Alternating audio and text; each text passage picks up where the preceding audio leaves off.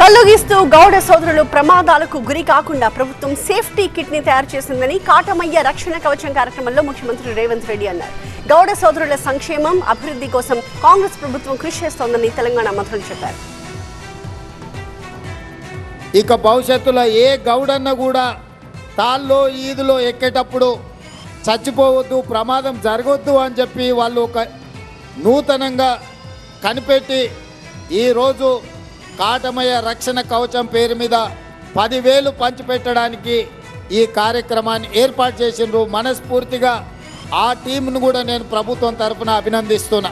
టాటీ ద్వారా వచ్చిన ఉత్పత్తులకు సంబంధించి సంబంధిత పరిశ్రమల శాఖ మంత్రి గారితో సంప్రదించి ఎట్లయితే శ్రీలంకలో రకరకాల ఉత్పత్తులు చేస్తూ ఉన్నారో దాని ద్వారా కూడా మీకు ఆర్థిక సహాయం పొందడం కోసం మరి ఆ కార్యక్రమాన్ని కూడా శ్రీకారం చుట్టడం జరుగుతుంది.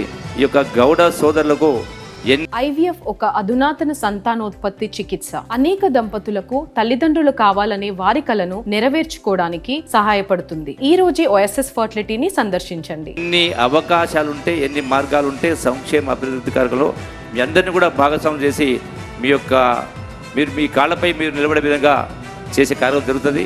నామోషి కళ్ళు తాగాలనేటువంటి పరిస్థితి నుంచి పట్టణాల రోడ్లు, హైవేల మీద కానీ గ్రామీణ మున్సిపాలిటీ ప్రాంతాల్లో కానీ మోడల్గా టాడీ, నీరా, పార్లర్ లోపల హైజెనిక్గా మంచి ఫుడ్తో సహా ఈ కళ్ళును నేచురల్ ప్రొడక్ట్ని అమ్మే విధంగా మరి ప్రభుత్వం తరఫున అది PPP మోడా సహకార సంఘం ద్వారానా ప్రభుత్వం తరఫున ఎట్లయినా కానీ కనీసం నియోజకవర్గం ఒకటి చొప్పున ముందుగా మరి టాడీ, నీరా పేరు మీద కళ్ళు వృత్తులను అమ్ముకోవడానికి ఒక వ్యవస్థను ఏర్పాటు చేయాల్సిందిగా మీరు అధికారులను ఆదేశించాలని సందర్భంగా నేను కోరుతాను.